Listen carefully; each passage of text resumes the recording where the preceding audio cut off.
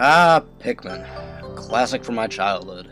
I was born into the world in 1994, getting to experience such classics as Pokemon, Tetris, and Mario on the Game Boy Color. My cousins had the N64, so I only got to play that during the holidays. Speaking of holidays, my first home console was the Nintendo GameCube. I was 7 at the time, and it was the best Christmas present in the world. I still have that GameCube, by the way. My first few games were wonderful, such classics like Super Monkey Ball, Luigi's Mansion, and don't forget, Super Mario Sunshine. But that's not what I'm going to talk about today, folks. One game in particular, I was so hooked on, I would play for days on end. And, as the title suggests, I am going to talk about that game, Pikmin. I will talk about the evolution it went through to get where it is today, and what I think the franchise should improve on or add to the next series of games. Now, for those of you who don't know what Pikmin is, which by now must be very few of you, probably thanks to Charlie Conroy or by actually playing the game yourself, but whatever. Pikmin is the genius baby that Shigeru Miyamoto created out of his childhood days playing in his garden with bugs and wildlife, imagining what it would be like to be as small as the bugs he was playing with. And out popped Captain Olimar. Our tiny hero is from the distant planet of Hokotot, working for the freighting company Hokotot Freighter. Needing some time to relax for a few days, Olimar takes his ship, the SS Dolphin, out for vacation. Unbeknownst to him, a meteor was heading towards his ship. Olimar collided with the meteor, causing the Dolphin to fall and start to burn as it was crashing down onto an unknown planet. This planet was infested with giant plants and oxygen, a gas highly poisonous to its species. Olimar was thrown head-on onto the control panel, falling unconscious as the ship crashed on the ground, scattering ship parts everywhere. With only 30 days of breathable fumes and life support, Olimar needs to get a mandatory 25 parts of his ship to take off. There are, however, 5 parts that are optional to get. With the help of the creatures he found on his planet, the Pikmin, he uses them to defeat larger creatures and collect his parts back, allowing the ship to take off for home. In Pikmin 2, Olimar gets back to Hokotot, lands in his company's shipyard to see the president, and as it turns out, the company has gone into debt. 10,100 Pokos, to be exact. Pokos, I guess, would be the equivalent of the Canadian dollar, or whatever kind of a currency you would like to equate it to. But Olimar drops a present for his son, and the company ship scans it and says it's worth 100 Pokos. The president proceeds to send Olimar back to the Pikmin planet with his trusty sidekick Louie to collect objects to save the company. In this version, you do not have 30 days, you are unlimited in time. Now, on to your trusty steeds, or army, the Pikmin. The first Pikmin I'll be talking about is the Red Pikmin. It is the first Pikmin Olimar meets and aids his journey. It is the resistant fire, and they are the strongest attackers, in the first game anyway. He also met Blue Pikmin. They have gills and are amphibious. Not much else to say about them.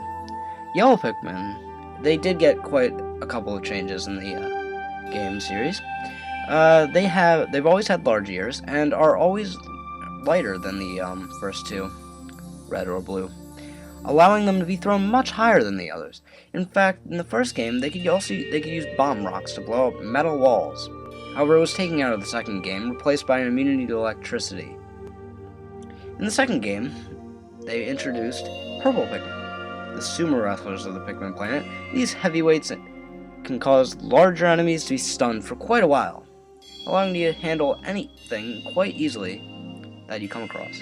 However, because of their size, they move quite slow, and the captains cannot throw them too far. But they're quite overpowered in the game, in my opinion. White Pikmin, easily the most adorable of all the Pikmin species, don't let these little guys fool you. If they're eaten, they secrete a toxin, hurting enemies. They can also be used to take out poison traps. They're introduced in Pikmin 2. And now, in Pikmin 3, there have been screenshots of a rock Pikmin. In gameplay trailers, it seems to be able to break down a glass-like wall or metal wall that seems to be impossible for normal Pikmin to take care of. Another Pikmin, however, this isn't an official Pikmin, this is just seen in trailers all around the world, or at least at E3. It's a pink flying Pikmin. Nintendo did not confirm this, so I guess we'll have to find out in the actual game itself. Now, on to the newest installment of the series, the Pikmin 3 for the Wii U. In terms of graphics, I would say the HD compatibility of the Wii U is quite impressive, and the clarity for the environments is really good. But if you don't have an HD TV, you may not get the most out of it. I mean, I don't, so it's gonna be a shame, but no, it'll still look nice. Game modes. There is a challenge mode, much like in Pikmin 2, where you are required to finish a series of caves. I don't know if they changed that in this version, but you're required to finish a series of caves by collecting all the treasure in it, and moving through all cave levels to complete the level. The story mode seems like it's a pretty good idea. I think they have 4 captains, it seems, now. You know what? It doesn't seem as though it has a battle mode, though. That is the one disappointment I am, quite disappointed in. I enjoyed battle mode, where you had to go and collect marbles, and, your opponent's marbles, and take them back to your base. Or another way to win, would be a yellow marble. Collect 4 yellow marbles and you win. And you can pick up cherries to help you on your way as power-ups to either block your enemy or help yourself out.